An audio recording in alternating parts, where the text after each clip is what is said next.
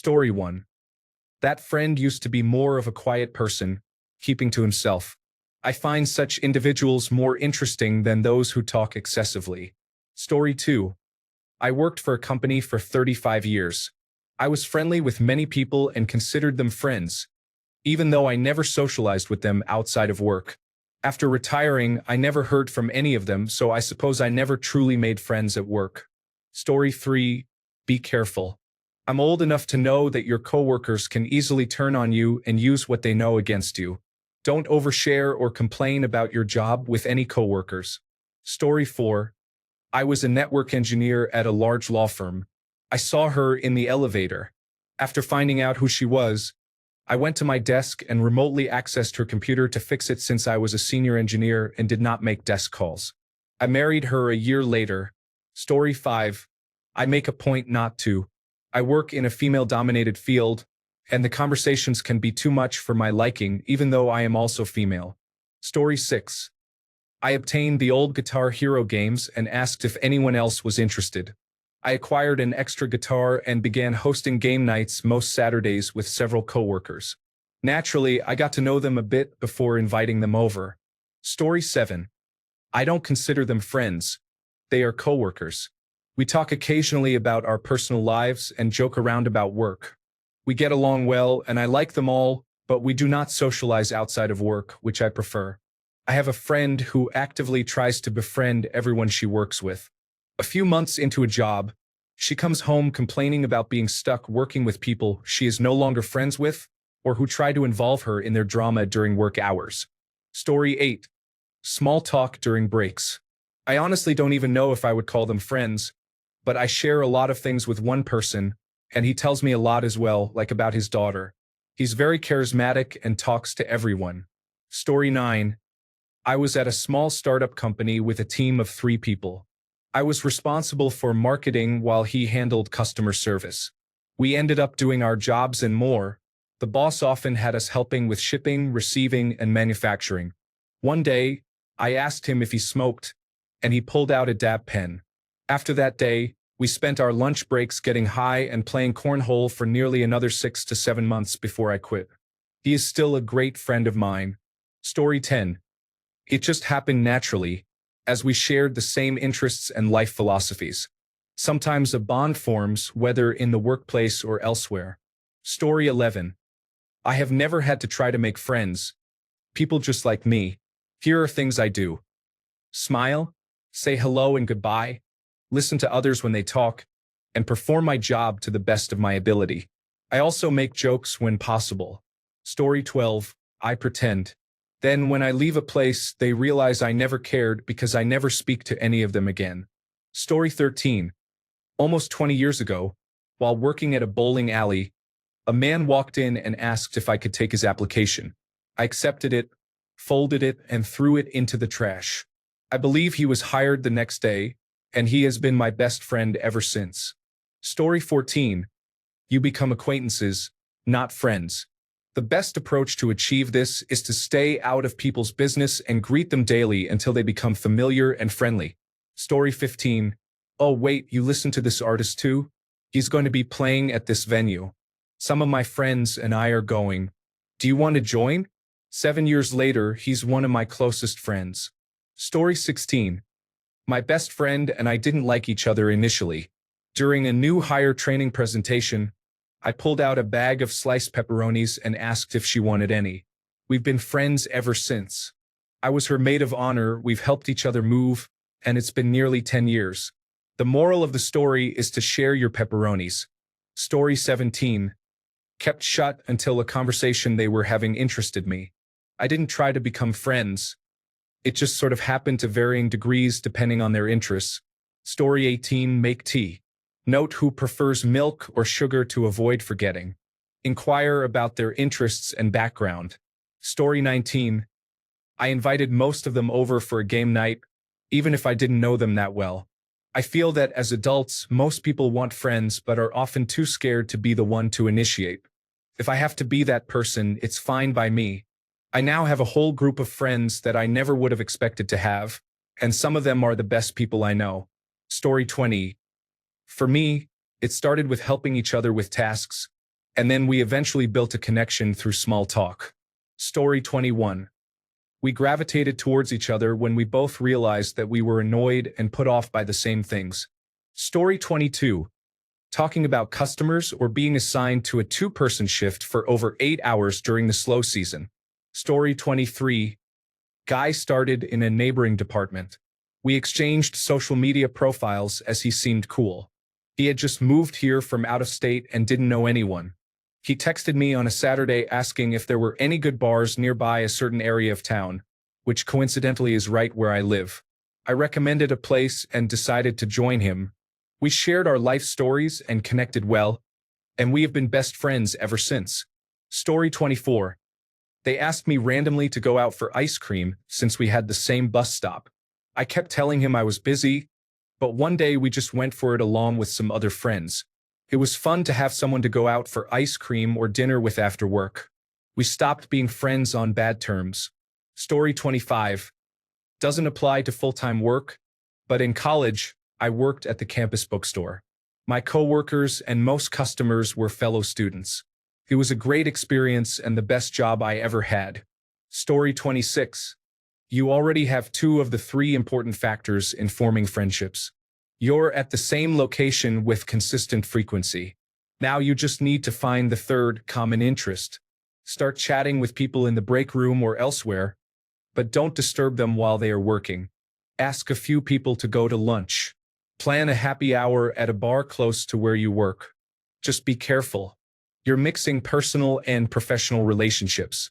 Make sure the people you engage with are on the same page. Have some discretion. They need to understand that work is work, and what happens outside of work isn't always for colleagues to know. For example, I occasionally smoke cannabis in my free time. I don't want that to be common knowledge in the office. If I share an embarrassing story from college, I don't want everyone at work to know about it. Many people have aspects of their personal lives they may choose not to share with coworkers. Anyone you befriend needs to understand and respect that, and you should too. Most of the time, it's okay. But you don't really know these people yet. The process should move slowly. That said, I think people should try. The worst-case scenario is that you'll develop a more personable relationship with your coworkers. Maybe you never become real friends, but you might find a fun lunch buddy or something similar. Story 27. I didn't. I was there to work and make money during the short period when I actually worked with civilians. If I wanted to make friends, I would enjoy one of my hobbies. Don't create personal relationships at work. Be friendly but not so friendly that you have to worry about firing a colleague. Story 28. We both thought of each other negatively at first, but after I helped her with something, she started being friendly. Our values aligned and we became friends. Story 29. I have always had trouble making friends at work and in general. I am friendly but not very social. I can go hours without saying anything at all. However, I do love talking with my daughter, other children, animals, and senior citizens. I am 33 years old. Story 30. Trauma bonding is strong.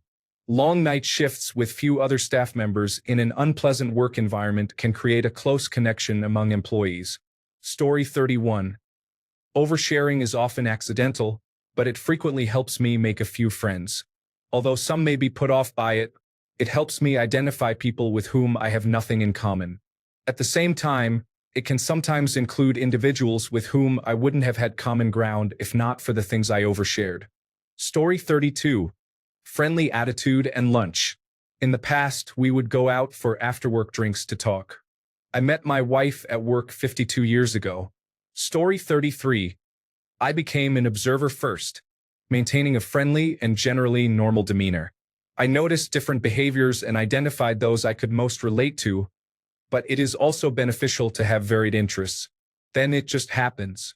Story 34. At my previous job, everyone shared the same sense of humor. Those who didn't have a good sense of humor didn't last long in that business. The people who remained were those you could relax and joke around with, even when the work was mentally or emotionally challenging. At my current job, I do not have any friendships with my coworkers. Story 35. The head chef asserted my dominance over my now ex-kitchen manager and sous chef by telling them I had bigger ambitions than they did. I have since left the restaurant, but I still have two of the best friends I could ever ask for. Story 36. Talking about your life and interests while showing genuine interest in others can lead to meaningful connections. Eventually, you may discover shared interests and begin inviting them to join you. If they enjoy the activity, you can start spending time together after work, and before you know it, you have made a new friend. I have several friends who were originally colleagues from various jobs over the years. Story 37. I had a conversation with my supervisor and received an invitation to lunch with some coworkers. This helped me get to know them better. Story 38. When I was friendly with my coworkers, it was because I played basketball with them. Now that I work from home, I do not have work friends. It is a great trade-off. Story 39. Small talk and playful banter can lead to laughter. Find common ground and shared interests in sports, hobbies, and music. People often don't need much to connect. You either have a good vibe or you don't. Story 40. Spend more time talking than working, and then explore abandoned mines together once the season is over. Story 41. I don't. We are friends for as long as I am on the clock. They need their private lives and I need mine. Story 42. Asked if anyone smoked marijuana, and everyone mentioned the same person. I befriended her immediately. Story 43. He was an intern a year before I was. The key to making friends at work is finding a light, silly connection to bond over. Story 44. I rarely talk to anyone at my job. 90% of the people I work with are attractive women in their mid-20s. I have already been let go from one job for talking to a woman, and I do not want that to happen again. I like my job. I do not even say good morning to most people these days. If anyone wants to talk to me, they can come and start a conversation. Otherwise, I do not engage with anyone. Story 45. One day we discovered that we both had annual passes to Disneyland before the pandemic. We soon realized we shared interests such as Star Wars, baseball, and technology. That's where our friendship began. We bonded over the challenges of our jobs at the time and often went out to lunch to vent. Eventually, we both left the company, with him leaving first, followed by me a few months later. He later moved to Florida with his girlfriend. I still talk to him occasionally. He's a good guy. Story 46. Talk about what you do outside of work. Suggest a work gathering like drinks or bowling. Sometimes you simply click with someone. One of my best friends, who feels like family, came from a job I almost didn't take. We worked together for about 6 months and immediately connected while on the same team at the hospital. We started hanging out by grabbing drinks or food over the weekend. Story 47. During staff meetings, I would write and pass little notes to coworkers that said things like, "I am the killer. Don't tell anyone." Passing notes in school is a lost art. Story 48. I was a nerd working in a bookstore. It happened organically. Over about 4 to 5 years, it evolved into bar nights, board and video game nights, house parties, and more. Huge groups formed, and it became a given that any of us would show up. Almost all of us got along, and several of us dated and hooked up, myself included. It felt like our work and personal lives mixed in a positive way. This was from 2005 to 2013 for reference. I left the job in 2013 to move out of town, then returned home in mid-2014 and asked for my job back. I got it with little effort since I had experience. Before then, during my absence, many of my coworkers moved on to career-level jobs and similar positions. The true downfall occurred from 2014 to 2018 when I aged out of the main cohort for that job and began to feel increasingly out of place. I found my own career-level job then and left for better opportunities. But I'll always remember that time fondly. Story 49. Even if you bond with a coworker, it can be challenging to maintain that connection when you no longer see each other regularly. I worked in social services, so I experienced a strong connection formed through shared trauma. Story 50. I always search for places to eat. They started following me, usually on Friday when I go for tacos. Story 51. My attitude has always leaned toward keeping work and personal life separate. I want to get along with my coworkers, but I prefer not to mix the two. They have me for 40 hours a week, and then my time is my own. I may come across as unapproachable, but that's just how I feel. Story 52. I don't think that's something that became more true as I aged. I like to be friendly and foster a good working relationship, but I stopped hanging out with coworkers in my early 30s. Occasionally, I might have lunch or a post-work drink, but the older I got, the more separation I wanted between my professional and personal life. Now I prefer as little overlap as possible. Story 53. Being true to ourselves, even if we are a bit unusual at times, and appreciating that in each other. Also, supporting one another and forgiving each other for any mistakes made. Story 54. I grabbed drinks with them after work, set up a fantasy baseball league, and invited them over for barbecues. Becoming friends with coworkers is no different than becoming friends with anyone else. Story 55. Don't be difficult. Comes naturally to me. People notice your character, and if you are a decent person who makes the time spent together as pleasant as possible, those you wish to be liked by will often reciprocate. Bringing in a box of donuts occasionally helps and tends to accelerate the process. Story 56. One of my coworkers has genuinely become a good friend. The rest remain just coworkers, including my manager, with whom I previously became too friendly. I realized this and now maintain a professional distance. I very rarely become friends unless I've left and we reconnect as former coworkers. It's easier without work to have a friendship. Currently, out of a team of around 8 or 9, he is the only one I trust, but I'm aware of the risks. Our friendship developed due to similar backgrounds in our previous jobs and a shared sense of humor. Story 57. I never consider my coworkers to be friends. I had a few people I was friendly with and we used to text, but I always avoided hanging out with them, to be honest. Story 58. He has a love for video games and a unique sense of humor, which I appreciate. He is also very extroverted, not shy about talking to people and establishing contact with customers in the store. Story 59. We had conflicts at first. Now we have been great friends for a few years and are even roommates. I think most of my long-lasting work relationships began with the other person and me seriously disliking one another. Story 60.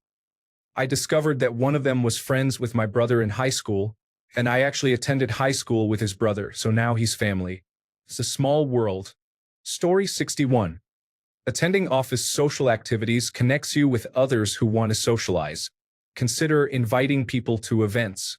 For example, you might ask, does anyone want to eat in the lunchroom?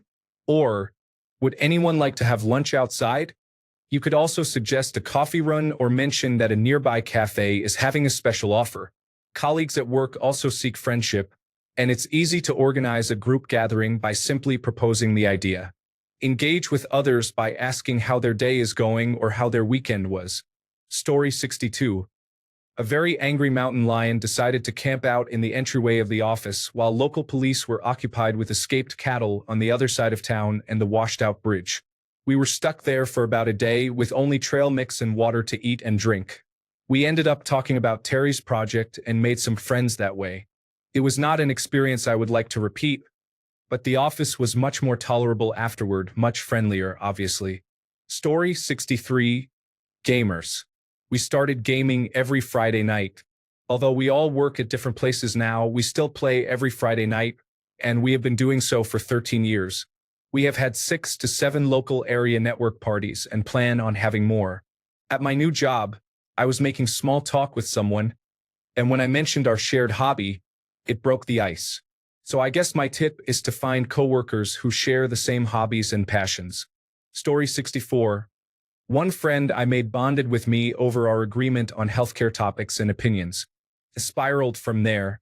Another friend I met while ordering food during our shifts and bonding over Star Trek. Story 65. I began by showing a quiet interest in their weekends and discussing more lighthearted topics in the news. Story 66. Honestly, being friendly and approachable helps.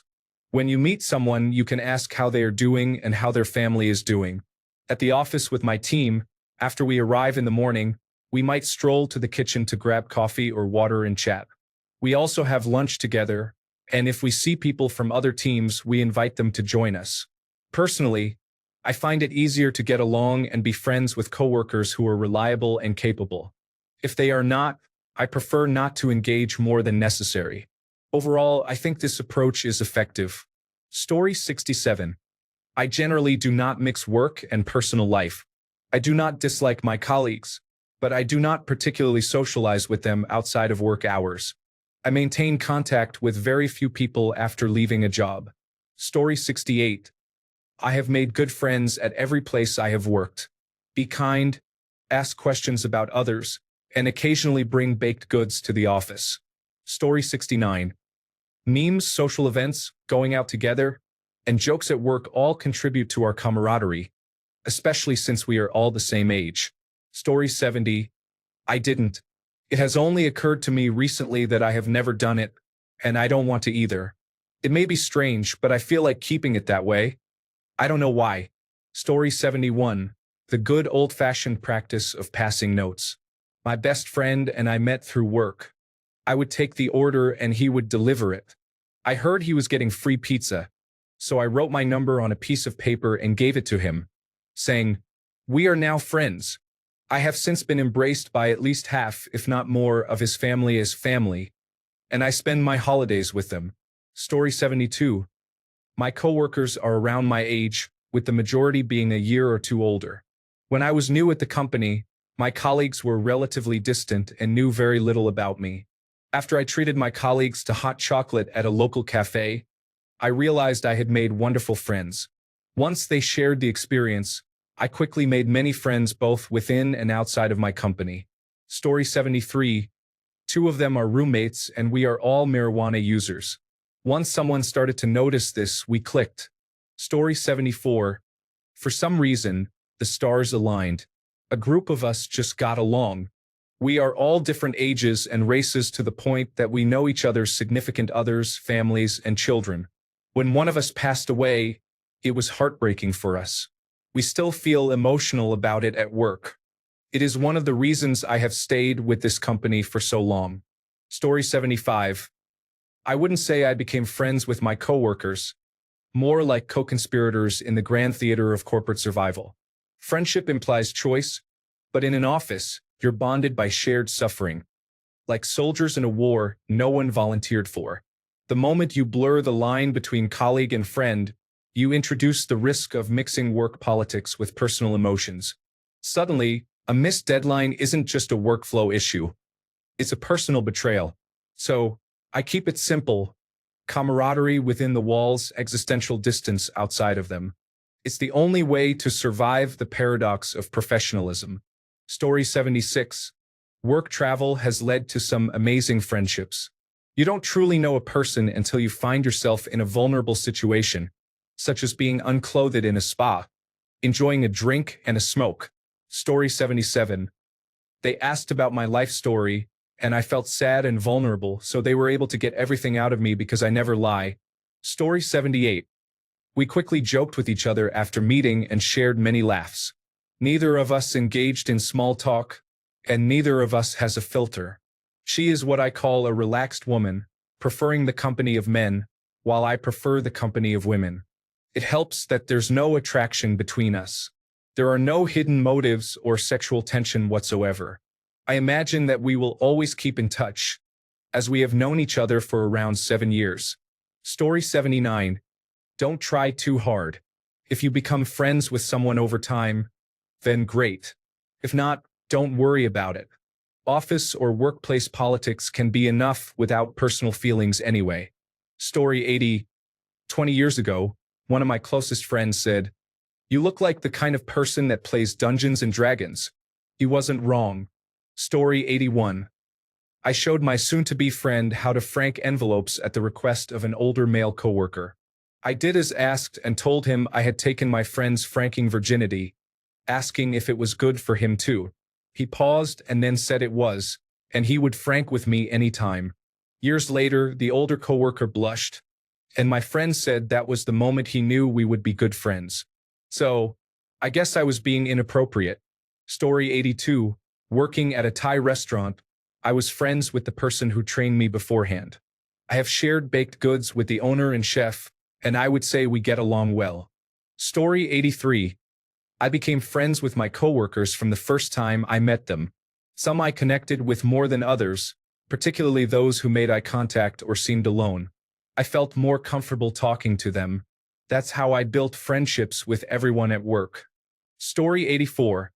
When I started my current job, I shared an office with 3 women. 2 of them were older and the other one was around my age. The younger woman and I did not get along at first because we were polar opposites. She was very precise, strict, a worrier, and often anxious. I, on the other hand, was laid back to my own detriment. I would frustrate her because I didn't think certain things mattered, and she would frustrate me by making a big deal out of matters that I found unimportant. One day, we were both fed up. We had an argument, someone made a comment, and I snapped at her. She took it badly, and I felt guilty. To de-stress, we decided to go out for a drink. We had 22 shots of tequila between us and spent the night chatting and venting. That was a decade ago. It turned out that we balanced each other out. Since then, that woman has become my best friend in the world. She is an absolute star, and I love her with all my heart. If you want to become friends with coworkers, just remember that despite your differences, you will likely share common frustrations. Everyone needs support. Don't be negative or competitive. Just be a genuine person, and you will be fine. Story 85. My job involves a crew that essentially lives with one another. They have attended my family parties by now, and we go to the movies together. Story 86. I am a wildland firefighter and work long hours, constantly responding to fires. As a rookie, I had to cover many stations and prove myself while helping others. I met my best friend, and we have both supported each other through many tough times. Story 87. My coworker was grumpy. He and I worked in the same basement for about 3 to 6 hours a day. I introduced myself to him, and he grumbled, telling me to leave him alone, which I thought was rude. So I brought him coffee and baked goods. We have been dating for about 8 months now. Story 88. He listed me as a reference on his application. We met on his first day at work. 10 years later, I was the best man at his wedding. Story 89. I commented on the magic cards they had on their desk. Maybe leaving obvious signs of your hobby can help. Story 90. Break the general work etiquette vibe by discussing your slightly inappropriate behavior outside of work. Story 91. Everyone loves to hate team building activities, but they are actually a great way to meet new friends as an adult. I do not enjoy committing extra time to workplace social activities, but I participate, and as a result, some of my best friends are people I have worked with. If your company offers gaming groups, music, food, or pet channels, or just general opportunities for fun, take advantage. Chances are, everyone dislikes working there as much as you do, and those are the opportunities to find common interests with the people you spend your time with. Story 92. We spend about 7 hours a day in a fairly small area together. We chat because it can get quite boring. Story 93. At my last job, I walked into work with a box of tacos and saw a man sitting on the floor. He looked unresponsive, so I walked over and gave him a taco. After that, we continued sharing tacos every day as part of an ongoing joke. Story 94. It probably depends on the job. When it comes to working at a school, here are ways I made friends with coworkers. Learning and remembering everyone's name, always acknowledging their presence with eye contact, a smile, a head nod, or a wave. I made a point of engaging in conversation, even if it was just a simple hello, and using their name when speaking to them. Sitting together in the staff room during breaks and lunch. Showing interest by asking how their day is going, inquiring about their lives, complimenting them, finding common interests, and remembering conversations to demonstrate that I am a good listener and genuinely care about them. Being approachable, available, reliable, and dependable. Making an effort to offer support in times of need, and asking for support when I needed it. Attending gatherings outside of work to connect on a social level while maintaining professionalism. Exchanging phone numbers with those I have connected with and feel comfortable around, and initiating plans to hang out outside of work. Story 95. It begins with awkward small talk and ends with sending each other wild memes at 2 a.m. while plotting our resignation letters like a heist movie. Story 96. We shared a love for hiking and camping. We couldn't stop suggesting places to visit and discussing camping gear and exciting ideas for our adventures. We went on several trips together. Story 97. Find someone you connect with, add them on social media, talk about non-work topics, and accept their invitations outside of work or invite them somewhere. It's important to break through the barrier from work friend to outside friend. Story 98. I had no clue. We started out hating and mocking each other, but we spent most of our time together, including breaks. He is absolutely my work comfort zone. Every time we look at each other in meetings, we secretly laugh because we know we were mocking each other. We tease each other in front of everyone but talk about life and everything else when we are alone. It's a love-hate work dynamic. He always gets my work done. Story 99.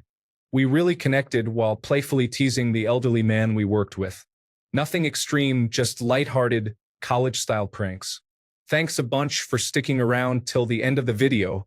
Remember to subscribe, and until next time, stay awesome and goodbye.